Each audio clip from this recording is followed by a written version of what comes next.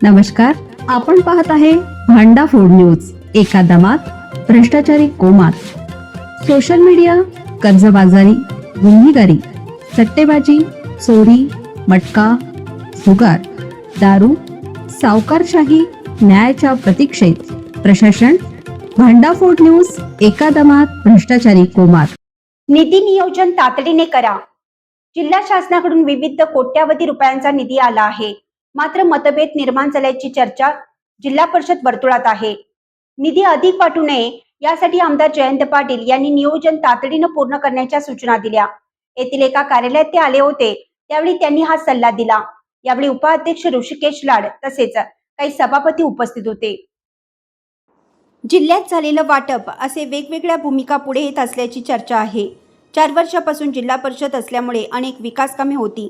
आता मोठ्या प्रमाणात निधी उपलब्ध झाल्याने तो वेळेत आणि योग्य खर्च होणं आवश्यक असल्याचे पाटील यांनी बैठकीत स्पष्ट केलं. सध्या विधान परिषद लागू असल्याने नवीन देता येणार, तर या कालावधीत उपलब्ध सविस्तर नियोजन करण्यास त्यांनी सांगितलं आहे. सर्वसाधारण सभा घेऊन निधीविषयी अंतिम निर्णय होणार आहे.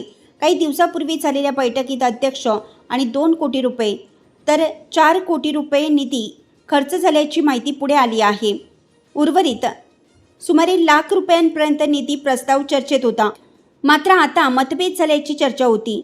आमदार पाटील यांच्यात वाद झाल्याचं काही प्रमाणात बोललं जात आहे.